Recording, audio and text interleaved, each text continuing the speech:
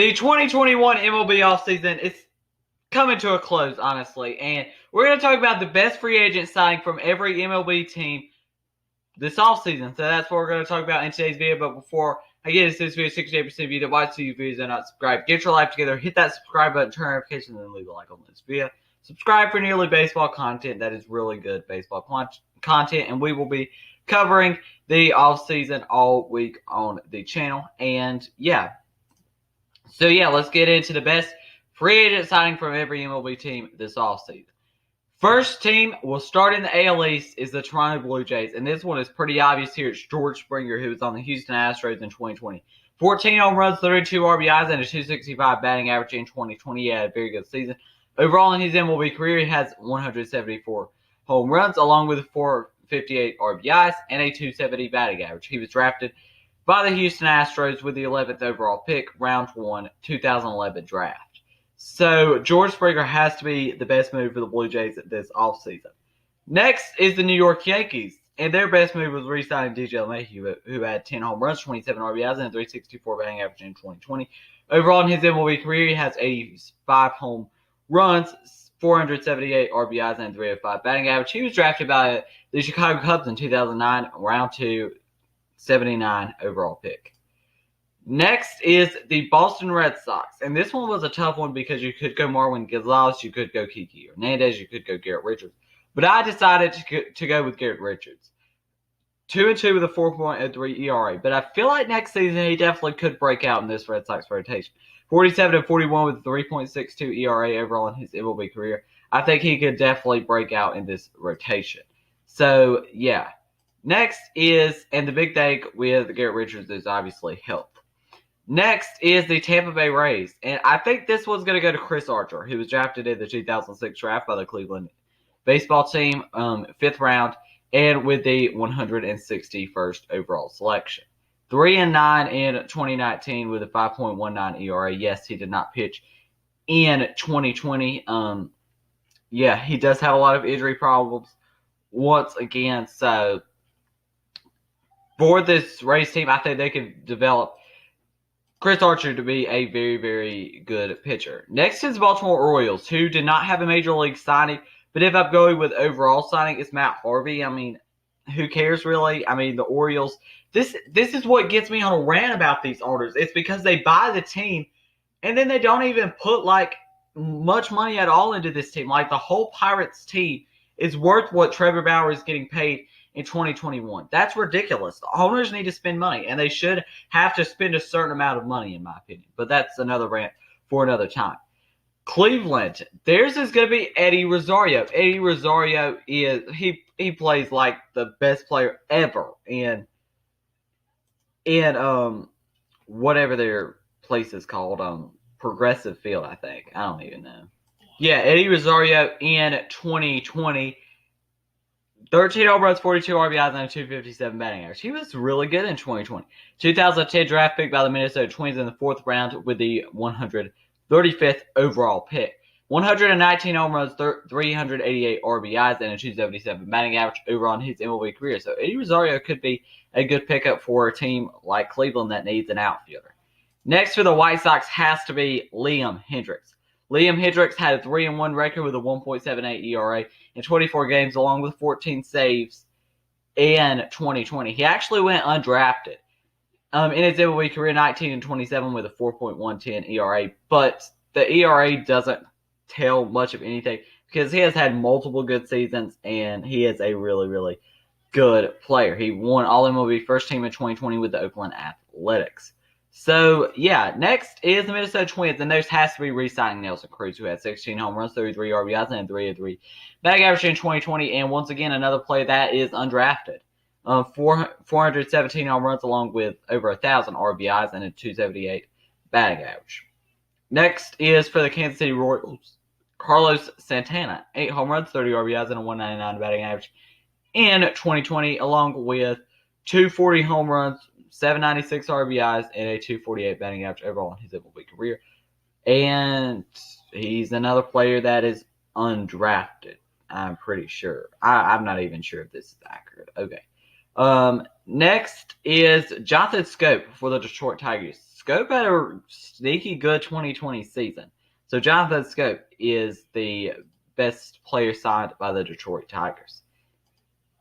For the Astros is Michael Brantley, a player that actually was rumored to go to the Blue Jays, but that did not happen. So, yeah, Michael Brantley, though, he is a very, very, very good player.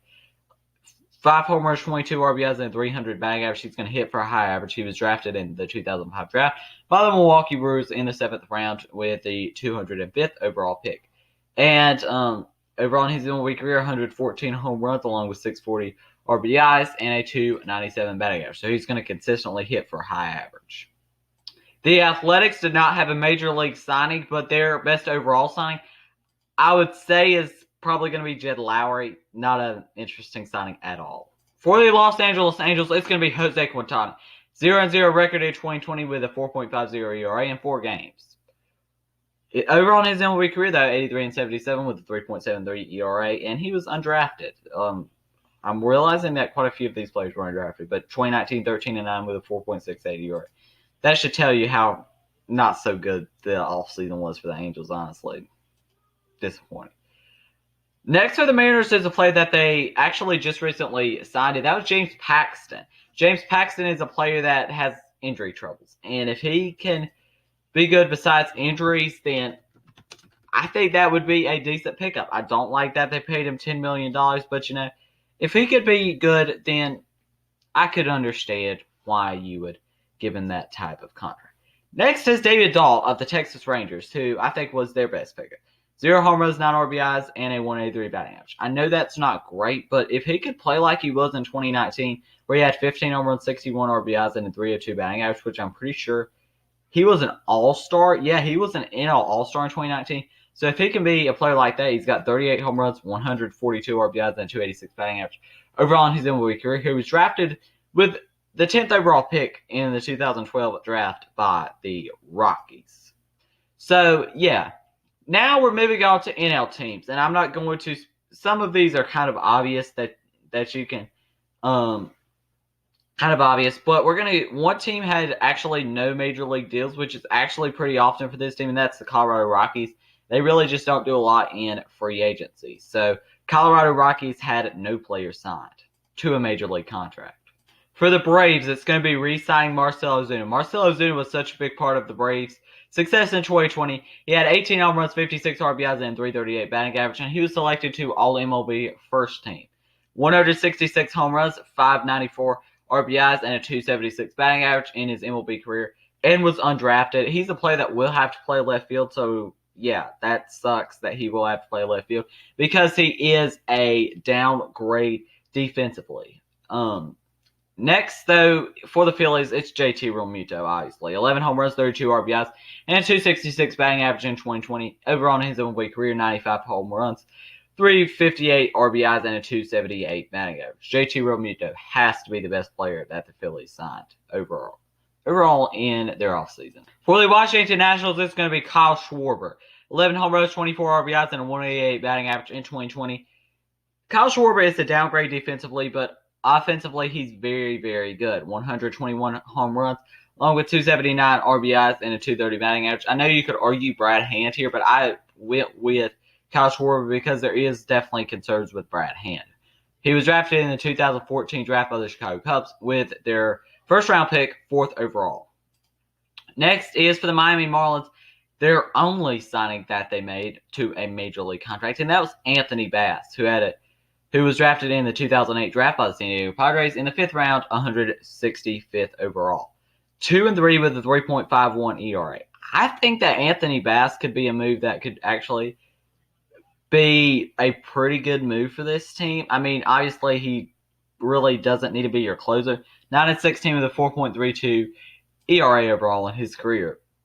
Next is Marcus Stroman. He actually accepted the qualifying offer to return to the New York Mets. So, 2012 draft, he was drafted by the Toronto Blue Jays in the 1st round.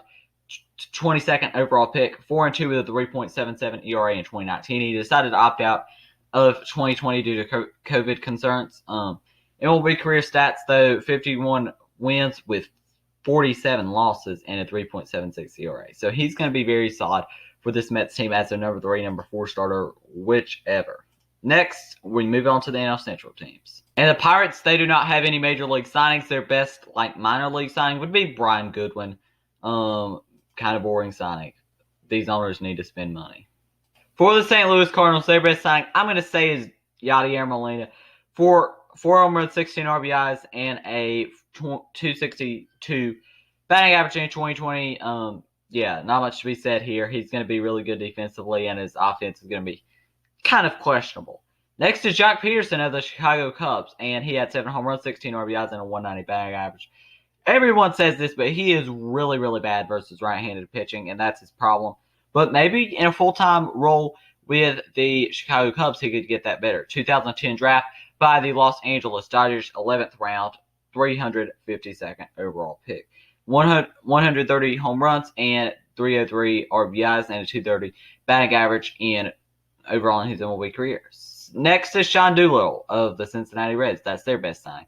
Sean Doolittle is a player that can be good, and he wasn't great at all, though, in 2020. 0-2 with a 5.87 ERA in 11 games, but overall in his MLB career, he has 23. He's got a 23-23 record with a 3.07 ERA. And he was drafted in the 2007 draft by the Oakland Athletics, and I think it was in the compensation round or Rule 5, or I don't even know. Next is Colton Wong. Colton Wong. 1 home run, 16 RBIs, and a 265 batting average. But you're really getting Colton Wong for his defense. He is so good defensively. Gold Glove Award winner defensively multiple times, I'm pretty sure. Yeah. Next is the Dodgers. This is not too hard to think of here. Trevor Bauer. Trevor Bauer had a great 2020 season where he won the 2020 NL Cy Young, 5-4 with a 1.73 ERA. Trevor Bauer has not 2019 wasn't a great season, but 2018 was a good season. So, yeah, it doesn't look like 2020 was just a fluke at all. Next is Ha-Seong Kim for the San Diego Padres, and I picked him over Mark Melancon because I think that Ha-Seong Kim is going to be pretty good in the major leagues. I can't find his stats from the KBO, so yeah, but I do know Ha-Seong Kim was very good in the KBO, so yeah. Next is the Diamondbacks, and it's Joakim Soria. The Diamondbacks have been quite quiet this offseason. And, yeah, I mean, the Diamondbacks here, this is a move that could turn out to be good. 2-2 with the 2.82 ERA in 22 games. Yeah, not a ton to say here. It's Joakim Soria. And our final player on today's list of the best free agent signing from every team is Tommy La Stella of the San Francisco Giants. Tommy La Stella will get a full-time role on the San Francisco Giants, or is expected to at least, and a utility-type role, but mainly will probably be playing second base. 5 homers, 25 RBIs, and a 281 batting average.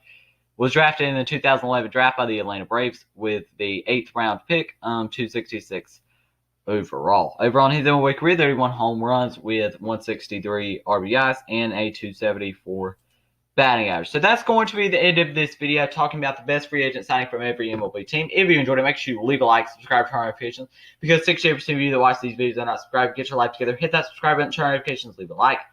Thank you for watching, and peace.